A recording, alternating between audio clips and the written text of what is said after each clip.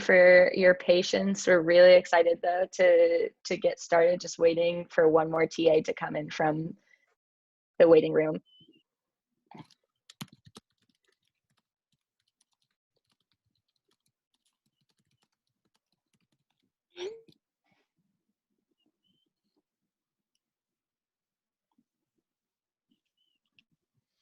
Okay, so we're going to get started. Thank you everyone so much for coming to the welcome panel discussion with your incredible TAs. I could not be more excited about the group of TAs that you have, and also those that have joined today as panelists. We also have one or two other special guests that come from our academic team and curriculum team. Also, for anyone that's coming from the optional trig review, you're a trooper. I hope you learned a lot. During the review session, I definitely was laughing a ton with Rahul and his incredible sense of humor. So the way that this is going to work, I'll stay on for a few minutes after the session ends. This will be an hour long. And I can take logistical questions and we can run through some of the to-dos. But largely, this is about getting to know quantum scientists who are ranging from undergrads to PhDs to postdocs in quantum computing, and hearing about their journey and learning a little bit more about how they got to where they are today and where they see the field of quantum going. So this is not the time for logistical questions for them. Again, I will take those at the end. So without further ado, we're going to get started. Brian, will you kick us off and introduce yourself? Oh, sure. Hi, everybody. I'm Brian. You may or may not have seen me in the Discord. It was great to kind of talk with some of you. I am currently a researcher at MIT in the Research Laboratory for Electronics. I guess my research is currently on nanostructured optical devices. And maybe we can get into that if you have questions. And yeah, I'm really excited to kind of be a TA / kind of homework assigner for the course, and excited to meet more of you in the future. Awesome. Thanks, Brian. Corbin? Hi, everyone. My name is Corbin. I am an undergrad student right now in my last year at the University of Waterloo in software engineering. So my background is much more sort of from the computer science side.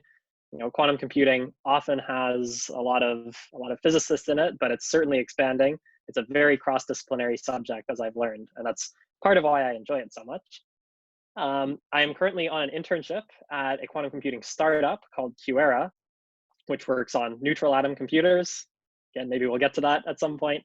And my research there is specifically around finding, sort of compiling quantum code down to quantum machine language. If any of those terms sound familiar to you, that's the general idea. If not, no worries. Some other random facts about me. I, for some reason, really love garlic bread. I did not choose this, but it chose me. And I really enjoy playing WoW and StarCraft. Awesome. And just really quickly before we move on any further, I forgot to mention, if you can mention your pronouns, that would be amazing. And Brian, we have a great question just quickly from Joshua. Could you explain what the nanostructure technology, actually just briefly what that means? Yeah, so they're nanostructured optical devices. So the first term, nanostructured, just means that it's the features are very tiny, like on the order of maybe 10 to 100 nanometers. And then optical just means that we're very interested in how these like structures interact with light. And that's what my research is on. Awesome. Thanks, Brian. Akshay? Hey everyone, my name is Akshay and I'm one of the TAs for the class. So I am a postdoc at MIT. I recently started like 4 days ago. And my research is kind of peripheral to quantum computing, so it's a bit slightly related to it. So I work with electron microscopes. So if you've ever used a microscope, it's like this handy tool, a handy little tool that you can use to see something in much more detail. And so electron microscopes just take that idea to the whole next level, and you can see like potentially down to the scale of single atoms inside the material you want to look at. And my research is about trying to use ideas from quantum information, from quantum mechanics to try to improve these microscopes. And I'm very excited to be a TA for the class. I was a TA in the summer camp as well, and that was great. And I'm really excited to meet all of you and to see all of you grow and learn through this class. And fun fact about me, I started learning how to play the violin 4 years ago because my time in grad school was apparently not busy enough, and it's been a really fun experience, and yeah, excited to continue that also. Thanks, Akshay. Rahul? Hi, I'm Rahul. I'm a postdoc at University of Maryland right now. I did my PhD at Cornell. So Akshay is, I mean, I don't like to bring it up because, but generally I and Akshay were very good friends from undergrad. So it's a friendship lasting, how many years, I guess? 9 to, well, yeah, around 8 years, I guess. I don't know. Are we really that good friends if you don't even remember, Rahul? So in my research also, incidentally, although we didn't choose to, but I also work with the electron microscope. It's a different kind of microscope from Akshay's. It's literally very cool, like goes up to millikelvin. So Kelvin is a unit of temperature, and you can go up to like 1,000 degree of a Kelvin, that's a millikelvin.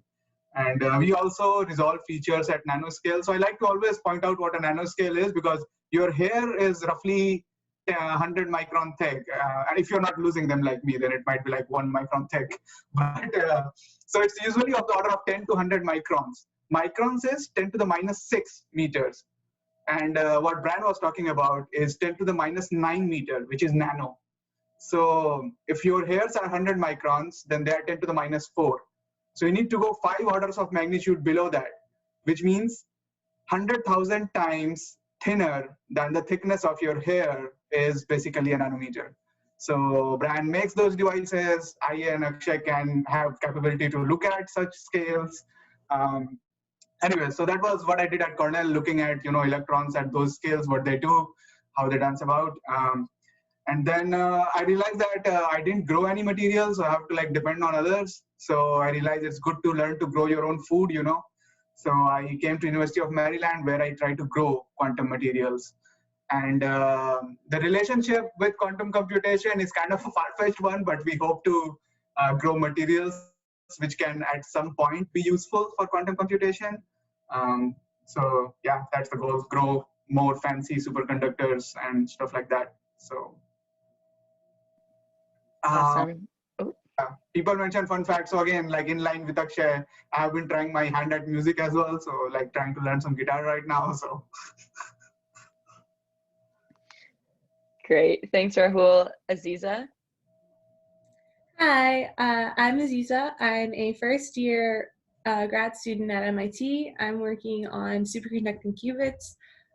So I got into quantum computing more on the device side of things. So I'm really interested in like how can we actually make these qubits, and how can we actually do quantum computations. I'm more working on the microwave optics side of things. I'd be happy to talk about that more.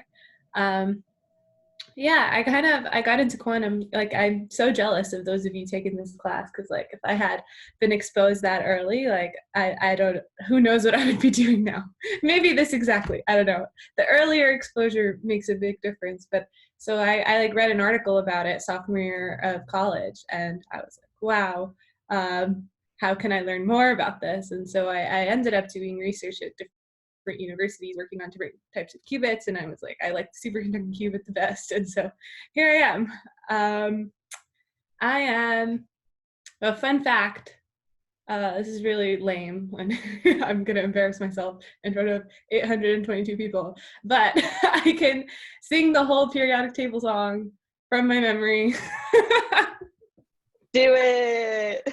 Okay, that will be our concluding remarks component. I don't know if anyone would ever come to class ever again. We'll have to test that theory out. Aman, you want to go? Yeah. Hey guys, I'm Oman. I'm an undergrad in computer science at EPFL in Switzerland. So I also have a very computer science background. I'm like Corbin, so I'm still trying to learn physics. So I'm very much a learner like you guys right now.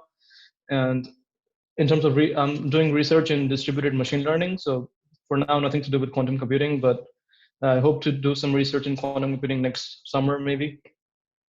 And I was also a curriculum developer for this course, but now I'm a TA, and I look forward to having recitation sessions with you.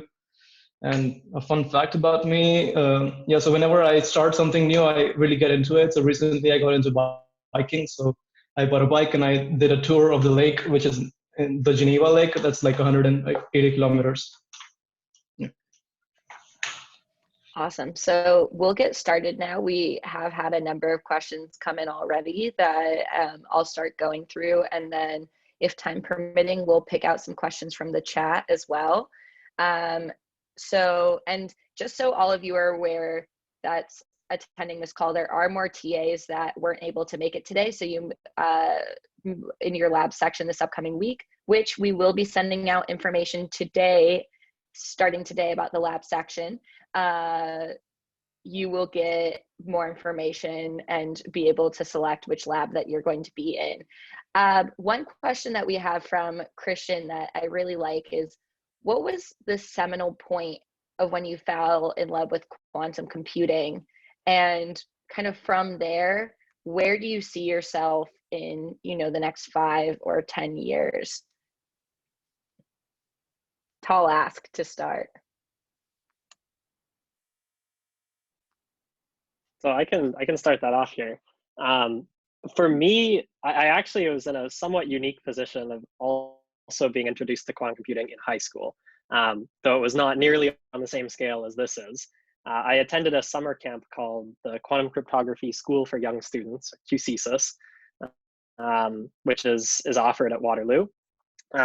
Very similar idea. It's only 2 weeks though, so it was not a full course. They just did like, you know, super fast introduction to the math of quantum computing, and they taught you one algorithm, then said, all right, have fun with the rest of high school, and we hope to see you in university studying quantum computing.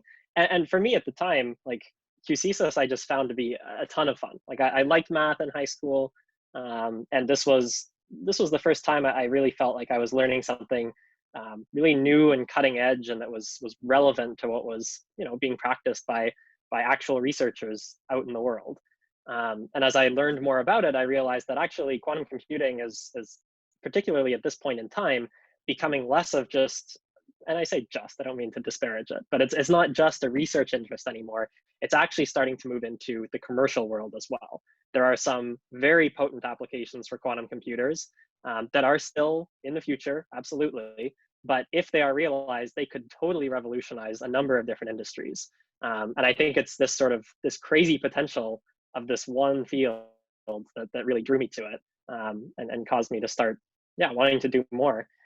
As far as where I see myself, I think it's related to sort of that view of the industry, where I really think that my interest lies in how we move things out of the lab and into the real world. And so I'm looking forward to studying all kinds of algorithms and how they are sort of applied on real devices, how they can help us fix real problems, and how this really becomes less a thing of research and more a thing of industry and engineering. I can go. Oh, sorry, Zizi, you can go. No, you go. Okay. So I can talk more in general about how I became interested in quantum, and then I can maybe talk a little bit more specifically about my research field. So for me, I think it was around maybe first or second year of undergrad. I did my undergrad at IIT Bombay, same as Rahul. And so that's where I took a couple of classes about introduction to quantum mechanics. And that's where I just thought that all of these ideas were really so cool about, you know, things can apparently be dead and alive at once, and things can be in two places at once. And just making sense of all of that was like really, really interesting. And so that's where my initial interest in quantum began. And so I did some research in undergrad, and then I got into grad school. And the way that I ended up in my current research field was actually very different, because I was supposed to work on a completely different thing in grad school under my advisor. And then 2 weeks into my grad school time, my advisor pulled me into his office and he was like, "So how's your quantum mechanics?" And I said, "Well, I guess it's okay. I took a couple of classes in undergrad." And he said, "Okay, so I have this other project. There's a 99.7% chance that it's not going to work. Are you interested in doing it?" And I said, and at the time I thought that if your PhD advisor tells you to do something, you do it. You don't say no. And so I said, sure. And that's how I started working on electron microscopes and utilizing ideas of quantum mechanics in electron microscopes. But I've grown to really like that field. It's so interesting to see these ideas literally right in front of your eyes in the microscope. And so, yeah, that's how I got into my current research field. Yeah, so I kind of alluded to this in my introduction. So I read an article. So I went to a school in New York City called Cooper Union for college. It's a pretty traditional electrical engineering program. I encourage you guys to look into it. I don't know how many people are in the Northeast, but yeah, it's really tiny. It's not really a research institution. So I wasn't super exposed to what a graduate student was or anything. And then I sat in my career advisor's or career counselor's office, and I was like, I don't know what I want to do with my life. And she's like, I think that you would like grad school. Like, you should look into these programs called REUs, Research Experience for Undergraduates. This is like an NSF sponsored program. It's basically they give you a grant and you go work in a professor's lab for a summer. There are many similar programs, like it doesn't have to be under NSF, but yeah, you should definitely look into those kind of things. I bet they have stuff for high schoolers too, or even when you get to college. Like that program changed my life. So I worked for this professor at Princeton who does electron on helium qubits, and it was the coolest thing ever. And I had no idea what quantum computing was. Like I told you, I just read this article and then I was looking at these RU programs. Like I didn't know what anything was, and I just kind of applied, and I went to see if I would like it, and I loved it. And so yeah, from there I joined a bunch of different research labs. It is like a lot of physics that I had to do some catching up on. I learned stuff in my school, but I had to do a lot more independently, and that's kind of the angle that I'm going for in grad school too, is to make my physics background stronger. But yeah, I just thought quantum is so weird. It's so cool. And like when you read about it online, okay, maybe it's better now, the articles online, than when I was reading about it, but it's like this science fiction and things like that. And I didn't know what was going on until I started working in a lab, and I still kind of don't know what's going on. I'm working on it. But it's just a new field, right? So that's the whole point, is that everybody's trying to figure it out. Yeah, I think it's super exciting, and the weirder it is, the more interested I am. So yeah, and okay, of course it has these amazing applications and things like that, and it could potentially revolutionize the world. And like somebody was telling me it's 1950 for the quantum computer, so I want to be part of that.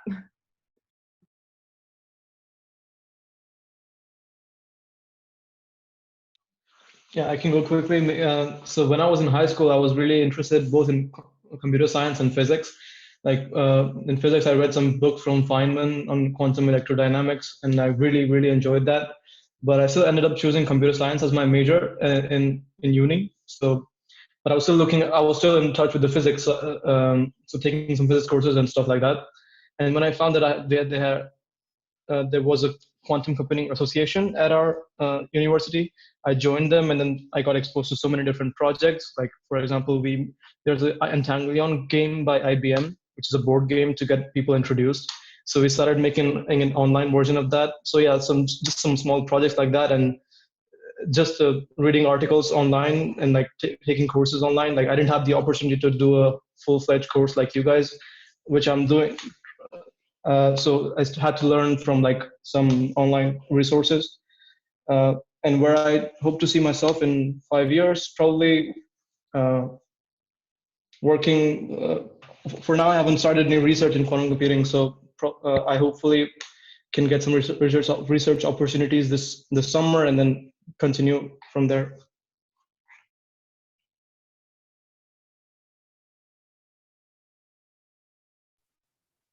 So I would love if we could switch gears a little bit. Most of you have alluded to the possibilities of the many applications of quantum computing.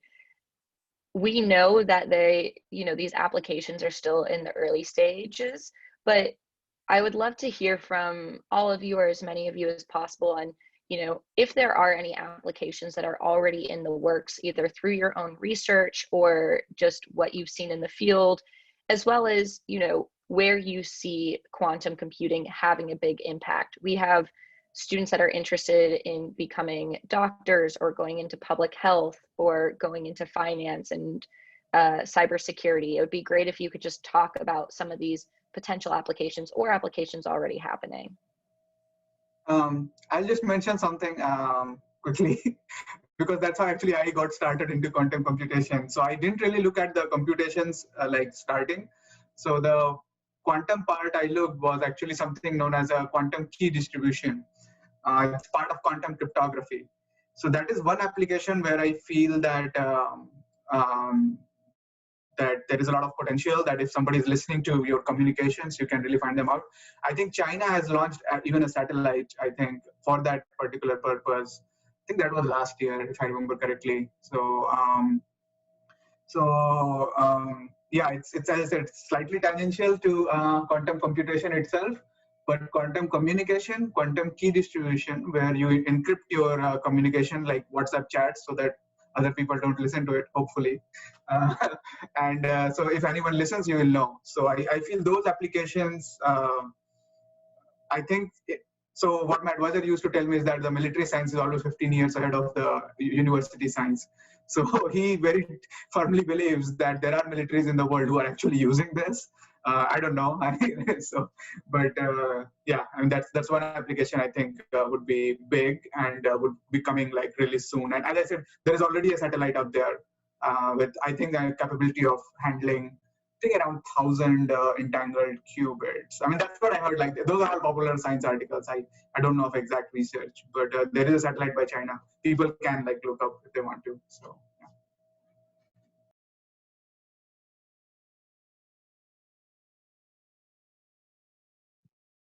I guess for me, at least, kind of the application I'm most excited about is chemistry and quantum chemistry and simulating quantum chemistry. So the general idea is that at the smallest level, if you have some molecule, quantum mechanics is determining exactly how it behaves.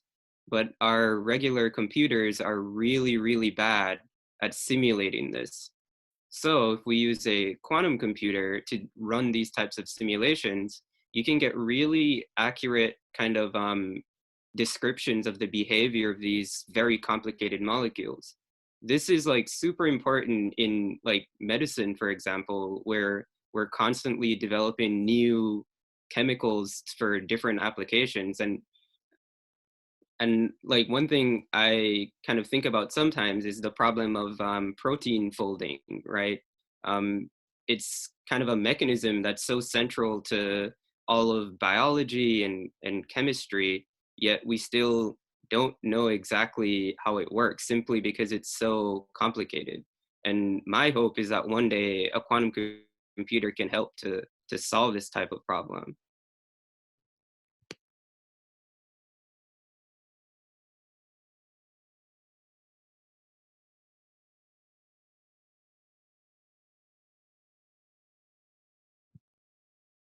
That was it, by the way.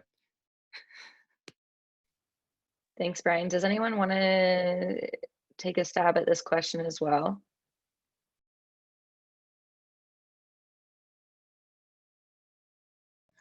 So I wonder if I can recommend a podcast, but if you look up Physics World podcast by two great leaders, One is Michelle Simmons in Australia. Another is Jelena Volkovich in Australia. You just need to Google Physics World podcast, quantum computing, or something like that. Or I can post a link on Piazza or somewhere. So those two actually talk about where they see their field, how they got into it, and all that. So I just feel it's a good conversation. And those are the real leaders of the field. I mean, I think Rachel referred to me and Corbin as leaders of the field, and I was like, whoa, you guys are like really kind, and yeah. But yeah, I mean, so. I can add like one application in electron microscopy that I'm really excited about, which is, so right now, one of the limitations of electron microscopy is that if you try to image anything under an electron microscope, if you try to image anything that's alive, it will die very, very quickly because you're basically bombarding your live cell with like a lot of electrons, right? And so within a fraction of a second, that thing will just disappear. So one of the major research areas which I've been involved in has been trying to figure out how to image a biological sample under an electron microscope without killing it off. So imaging like a live biological sample. And so we've been trying to use ideas of quantum information and quantum computation to understand how much information can you actually extract from any sample before you end up damaging it a lot. So what are the limits of information that you can extract in an electron microscope? And we've been using a lot of results that people have worked out in quantum computation to figure that out for our electron microscope systems, and then trying to build experiments with electron microscopes where we could reach those limits of information. So that's going to be a research area that's expanding very rapidly, and I'm very excited to see where that goes in the next like 5 to 10 years. We are working on like a prototype tool that will hopefully be able to do a much better imaging than what's currently possible. So yeah, I'm expecting that in the next 5 to 10 years, we'll have these microscopes which can show you a lot more detail about proteins, about other biological molecules than you can do right now.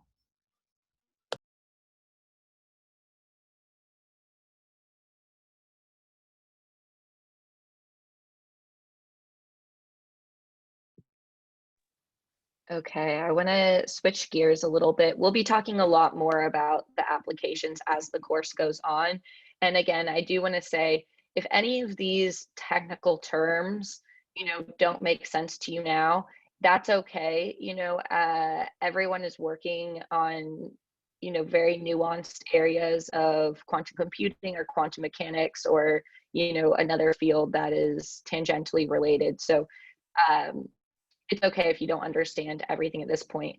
I want to focus a little on, if you were a student in this course, we're getting a lot of questions about what should students do after this course. And hopefully from the coding school side, we are going to try our best to provide more resources, more advanced courses to make sure that you continue to get the most out of quantum education and learning really advanced material. But with that said, is there any specific majors in college you recommend, programming languages that students should be learning, books that they should be reading? Yeah, any recommendations? I think students would really appreciate to hear them.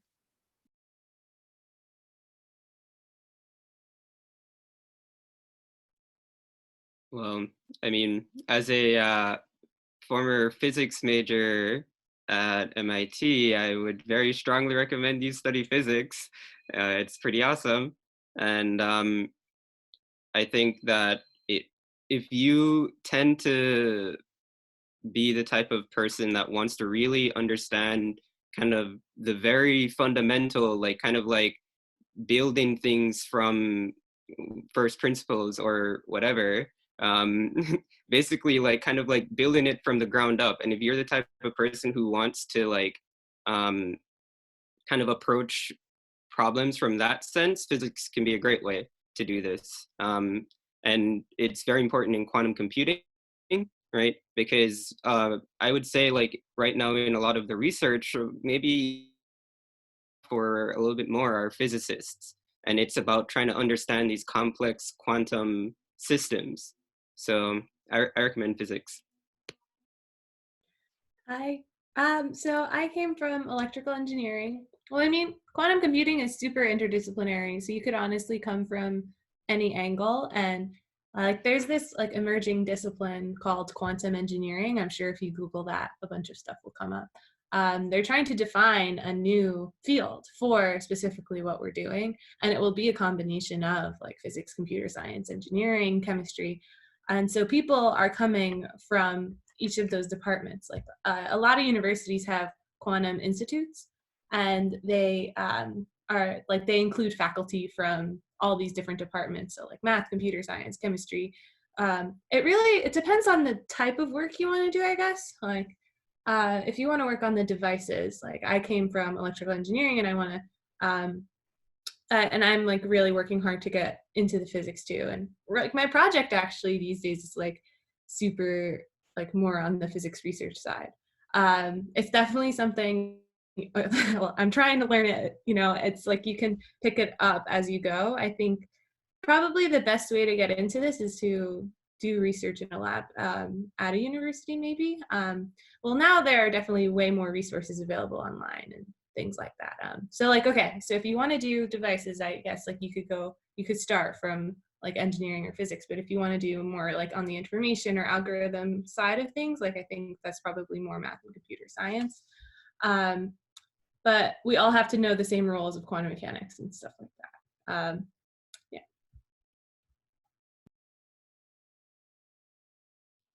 Also, like whichever major you end up choosing, you'd probably have to fill in your, so if you, for example, if you choose quantum computer science, then you'd probably have to fill in the gaps from quantum mechanics. So you can always take some extra classes and be all right and understand not everything, but what you need to understand. And as you figure out what you are really interested in, for example, devices or algorithms, you can specialize more and more by doing some research or taking some extra courses. So it's not like a one-time decision which you can't change. And can I just, to echo what Aziza was saying, I also want to again mention how new a lot of these fields are and how, so like a couple of years ago, I was at a conference for my field, and I was in a room and we were all talking about the different research that we were all doing. And then one person was like, wait, what should we actually call our field? Because I feel like it doesn't really fit into anything that exists now. And so we spent a half hour just brainstorming a name that would cover all of our research. And the first few names that we came up with, we Googled them, and it turned out that other people had already applied that, like taken them. And ultimately we came up with something that seemed to be like a new name that no one else had used. So that's really how new these fields are. And in that room, there were people who did just pure computer science, people who did electron microscopy like me, mechanical engineers who built these systems, electrical engineers who did all of the circuitry, some of the coding. So as people have been saying, it's a very, very interdisciplinary field, and you can approach it from many different majors. I think like, sorry, go ahead. Okay. I was just going to say, to sort of like summarize a lot of the answers, if you're sitting here and thinking like, why won't anybody just give me a clear answer of like what thing I need to go into in university?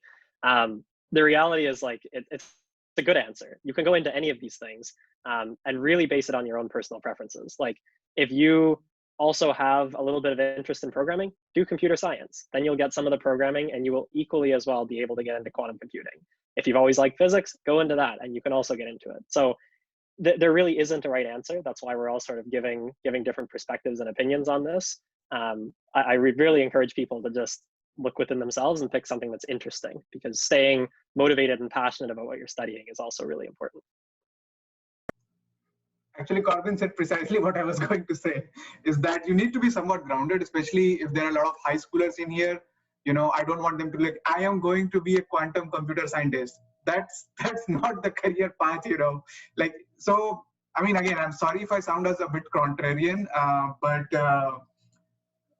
like I look at this opportunity to get excited about the new technologies which are coming up, to learn quantum mechanics, and like, you know, a lot of concepts you learn in this course would be useful no matter like what you do. Like if you go into engineering, if you go into computer science, like, so I feel like if you get excited, have fun, that's really important, rather than picking a career when you are a 10th grader about a technology which is still nascent.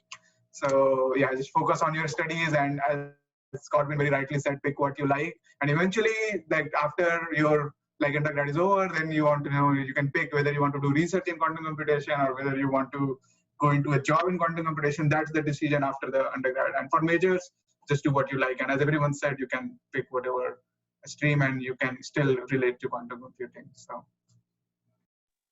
I do just want to add in, coming from the education side of things, echoing everything that everyone else has said, it really is true that, one, like Akshay mentioned, there are going to be fields and subfields of study that we don't even know about yet. There are going to be majors in university when you're applying, even probably 4 or 5 years from now, that are going to exist that you can't possibly be preparing for now. The amazing thing, and I think what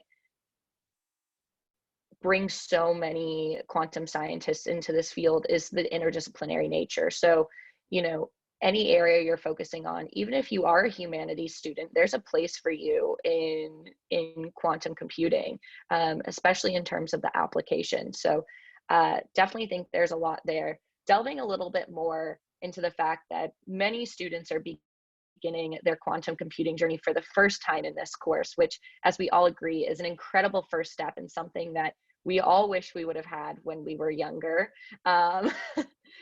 What advice would you give to students as they're starting out in this course? And you can talk generally speaking, but would love, you know, to really focus on students that are being introduced to this for the first time, and especially those who may be afraid that this is going to be too hard, or, you know, they've heard horror stories about what quantum computing entails. Would love any words of wisdom you all have.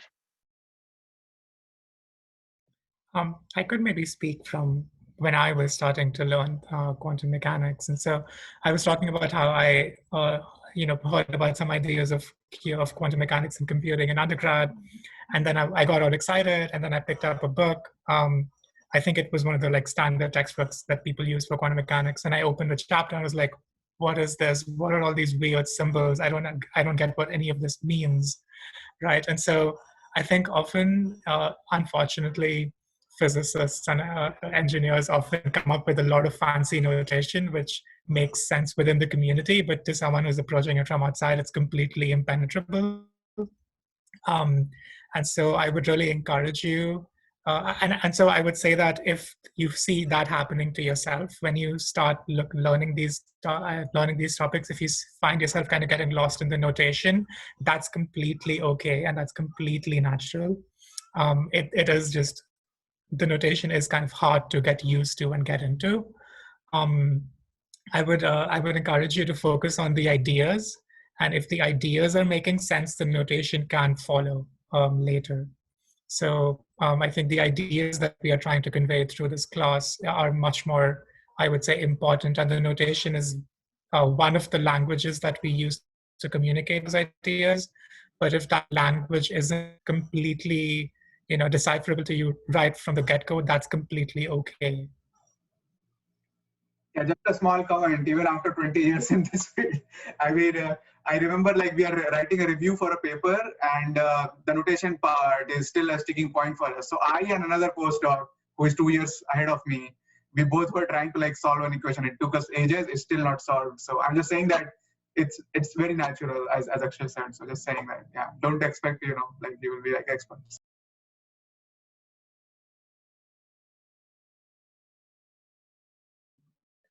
I think for me, sorry, go ahead, Aziza.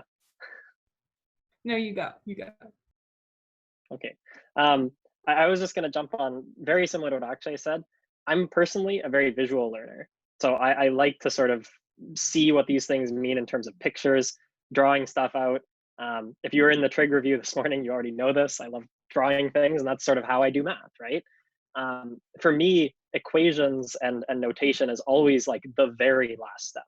Once I understand everything intuitively, I can draw it out, I sort of feel I understand it on some level. Only then do I try and look at equations and sort of how it translates to math in that sense. So going back to the original question, just like advice for starting this course, totally agree with what's been said, where just try to focus on the ideas, try to focus on a lot of the visuals, because that's how you build an intuition for the math. and then getting familiar with the notation is literally just a matter of seeing it a lot. And so that's why we will start throwing some notation at you fairly early on. And it's totally okay if you don't get it right away. We just want you to start getting familiar with it, just so you're used to seeing these weird symbols, because honestly, that's half the battle of figuring out what it all means. Okay, so I still feel like I have to spend so much time learning the basics, you know? Like I feel like I just started grad school. I'm in a similar position as you guys, and like I just want to know everything already, and I'm getting frustrated. I'm like, oh, like I just want to understand. But these things take time, and like I know that, but it's hard to remember that. It's like it takes many years, and it's a lot of effort to really learn these things. And it's not just reading or seeing things online. It's about doing it, I think. Working on a project, working with people. Like I find that I remember something way more, or it sticks with me if I'm working on it with somebody and they're teaching me. Like I think the mentor-mentee relationship is really important. So if you can find a mentor in this field, like that would be really, really helpful. Like I look back at my mentors with so much love. I'm like, what would I have done without them? You know? Yeah, I think it just requires patience, and like it's easy to get discouraged, but you have to tell yourself like, no, this is normal. Like everybody has to go through this to be able to learn this kind of thing. Like nobody just wakes up and understands quantum computing. Like nobody. I don't. If they tell you that, they're lying. Yeah. Yeah, I totally agree with what everyone else is saying. And with regards specifically to kind of quantum mechanics, and kind of there's this saying that you usually hear where it's the first year when I started studying quantum mechanics, I didn't understand what quantum mechanics is. The second year, I thought I understood quantum mechanics, and the third year, I realized that I really don't understand quantum mechanics. That's the kind of like topic we're dealing with here. It's so complicated. There are so many layers, and you really just have to take like these baby steps. Like you have to look at this one like equation or one concept or one idea, and you look at it and you're not going to know what's going on. So then you have to go back and look at everything else you've learned and try to link it and make these small connections until slowly you're piecing together this really complex idea. And then once you do that one equation or concept, you move on to the next one. And you have to do this process every time, because like a lot of these things break our intuition. That's just the reality. That's the kind of topic it is. And so you have to kind of put in that work to kind of rewire your intuition to start like grasping some of the concepts. And that does take a lot of work, and you really should just do it in small steps. That's my advice.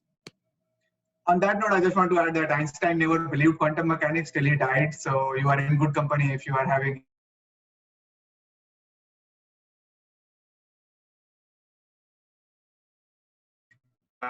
talk through it, and it will be fine. I mean, I wouldn't stress that much. I want to say a key part of this course is that we want you to be comfortable with uncertainty. As you will hear from all of your TAs and your instructors and every guest speaker, even some of the founders of quantum information and computation and other fields within the field of quantum, they will say that every day they are failing. Every day they don't understand something. Every day something that they thought would work goes wrong. And so we really want you to, if you take away nothing else from this course, it's that. And you're not going to understand everything. You might not understand any of the math, or you might think that you do understand all of it and then realize at the end of the course you didn't. That's okay. Again, this is a journey that we're all on together. And so we do want to remind you as you're going forward with this that we'll be going over these concepts time and time again, and they'll be building off of each other. And at some point it will click and make more sense. I want to ask kind of a timely question, stepping back from the course. We've had a lot of questions about the intersection of, quantum computing and both the public health space and the medical sciences. something that's quite timely is COVID and pandemics in general. Do you all envision quantum computers being able to help find vaccines for, diseases like COVID in the future? Or to put a little bit of a different way, if we had quantum computers that were fully viable now, would we have a vaccine? Would we be further along in this process? Would love to hear. I know this is largely speculation, but any thoughts? Students are really interested in this. I think it's hard to see the future so far down the line. Um, I'm really working on the technology, and I'm like really in the weeds of it all, and like to step back and see how what I'm doing in the lab will lead to something like that is just very, very hard. I do think like the promise of quantum computers is like almost unlimited computational power to solve problems that our current computers can't solve today. And I think somebody talked about this already, about how like Brian, I think so. Brian, like I think mentioned that like to do chemistry, you actually need quantum computers. Feynman said that you can't really do it with classical computers because molecules are quantum. If you want to see how molecules are going to behave, you need something quantum. So that's a very big potential, the drug discovery part. So that's a good speech. it's just Actually, that like as researchers we can say that building a computer is hard, but if we have the computer, that will be the most primary and like the first thing that you can understand chemistry of these drugs and molecules and like create basically those things, I guess. right? Because I read this quote that was like, the operating system of nature is quantum mechanics. And it's exactly. dorky, but I like it. Like, so it's like, it's the idea of using this quantum computer to unlock nature, and things like protein simulations or things that are so large, and there's things that like biologists don't understand yet. If like they had the tool to understand them, like that would be really cool.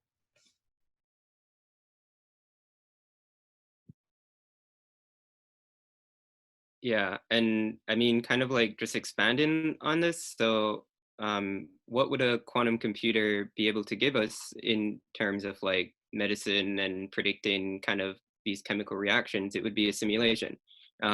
So right now, the way kind of like a lot of this works is that scientists are just trying to use their experience and their intuition to essentially create some kind of educated guess of like, oh, this type of molecule might work better, or this one might work better. And they like, for every successful one, there are probably like hundreds of ones that didn't work as well.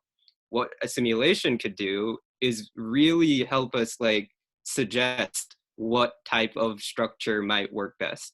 And this is why simulating these complex molecules are so important. And this is why like a quantum computer could be really helpful in this field.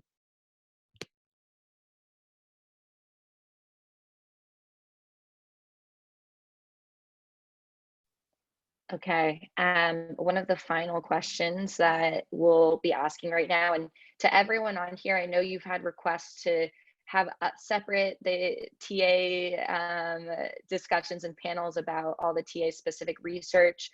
We can definitely do that down the line, permitting the TA's schedules, but we won't be able to, this is a welcome and an introductory discussion with the TAs right now, but this course is long, there is time ahead. I want to ask, what are your projections for when a quantum computer will become viable? And do you foresee quantum computers ever being in one's home, or where will we see quantum computers the most? In companies, in research labs? I would say never say never to a quantum computer in your home, but from kind of our perspective today as research scientists, it seems hard, right? Simply because it's so hard to keep these things under control, like in the lab. Like we have them like in vacuum, so they're basically just like, it's imagine like outer space, right? There's no air. And we also have them basically at absolute, like near absolute zero in terms of temperature. And they're still so finicky. So is it ever going to see like an everyday use? I don't know. But like, think back like even like 30 years ago, which isn't that far, like, would people back then think we would be carrying around like these glowing screens that we can move with our fingers?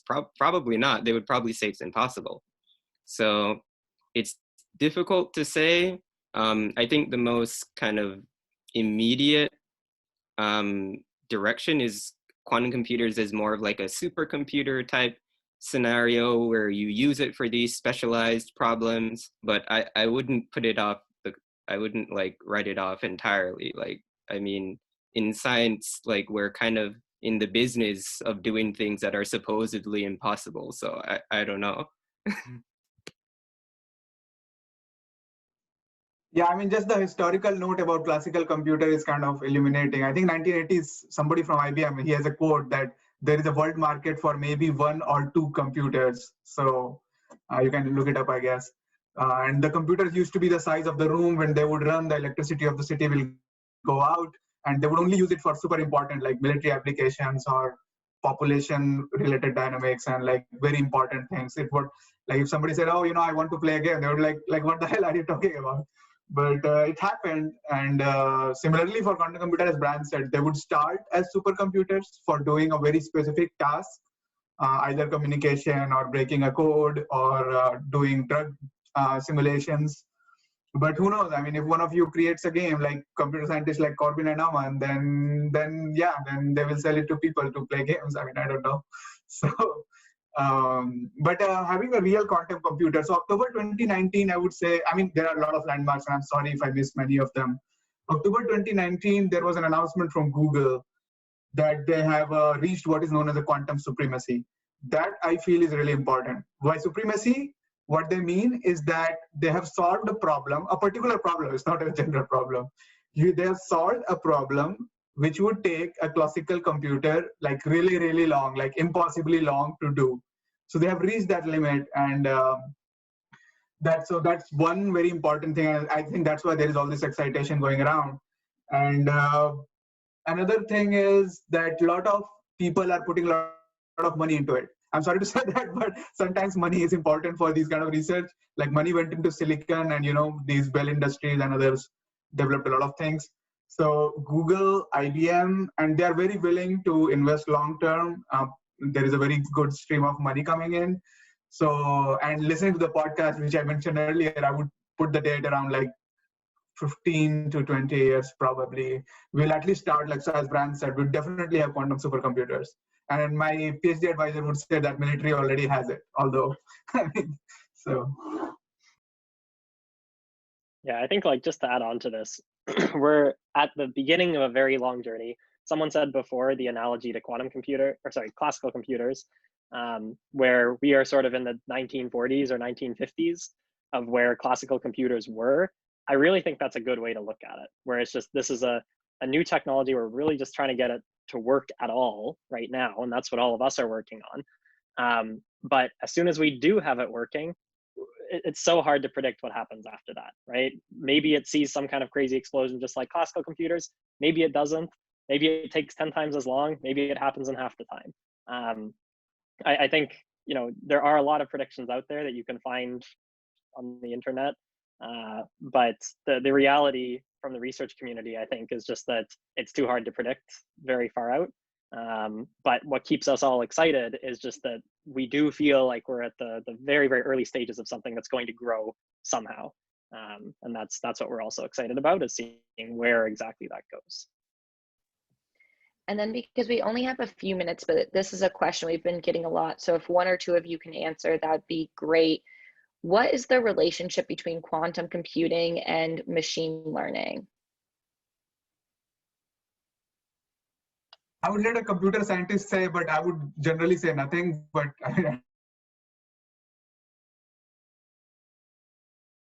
Amon, do you want to say something? I can quickly say something, but it might be stupid. I'm sorry, I'm not a computer scientist. I've been a machine learning enthusiast. Machine learning is a set of algorithms. It's a way of training things. Now, as other people have said on different points, if you have a quantum computer, you can do machine learning more efficiently. That's what I feel. I haven't read papers with terms quantum machine learning or something. So I don't know if it's completely like new thing. I mean, it might be, But I'm saying like in general terms to like someone like me, if somebody says machine learning, somebody says quantum computation, I would say there can be quantum machine learning or machine learning can be improved, but machine learning on itself exists. It has done a lot of changes, so it has nothing, it doesn't need quantum to work. So. I mean, as in like the general machine learning doesn't have anything to do with quantum, but there are some particular applications where you apply quantum machine learning on quantum things. For example, finding some specific properties of atoms or like how an atom behaves, which a classical computer can't. Classical machine learning can't find out, or it's very slow to find because, as we said, quantum mechanics is the OS of the nature, operating system of the nature. So you basically, these problems are so inherently quantum that they are very more productive to do on quantum computer. Amazing. Yeah, so yeah. So Fran, who's one of your lead instructors, she actually works at the intersection of quantum computing and machine learning. So we'll make sure that she can talk a little bit more about what she does and possibly even host a session as well, where she can go more into her research. Yeah, I mean, we can attend that as well. As I just demonstrated, I don't know a lot about like intersection, yeah. but yeah. No, we can definitely do that, and we will continue to do that and show how this course and bring people in how quantum computing relates to these other fields. With that said, this is the end of our welcome panel discussion with our TAs. I want to thank all of our TAs and Brian for joining on this call. It was incredibly informative. I loved hearing all your wisdom and also just about what you study. We'll definitely make sure to be doing more going forward to make sure you get to hear the human side of quantum. So with that said, the discussion is over. If you want to send questions just about the course, I can answer them now. I will go over just a few logistical questions to start off. So one, labs will be going out today. Please, as soon as possible, sign up for your lab. This will be one of the few times we actually send an email about your lab. We will be having different lab sections for high school students and gap year students versus undergrads and those, or university students and those in the workforce. If you received a high school lab email and you are in university or in the workforce, that means that you marked down the wrong category on your application. Please follow the instructions on the email for how to address that. Number two, most communications will be done over Discord. So it is very important you are on Discord. It is very important that you become verified. We are keeping verifications open until 8 p.m. ET Eastern time today, as well as tomorrow from 10 a.m. to 8 p.m. Eastern time. We recommend that you do it today though. We will be uploading the trigonometry and this panel discussion onto Discord. Just give us a bit of time to make sure that they download and we can send them out. And then the last thing, there will be the first official Zoom lecture 1 tomorrow. We will be having an introduction from a very special guest who will be talking about his quantum journey. So please make sure that you attend. Even our instructors are quite starstruck by this exciting guest. So it's a privilege and honor for all of us to have him attending. So I'll stay on for a few more minutes and take other questions. But to all of our TAs, thank you again. You're more than welcome to go, and anyone else that doesn't have logistical questions also is free to go. So thanks everyone.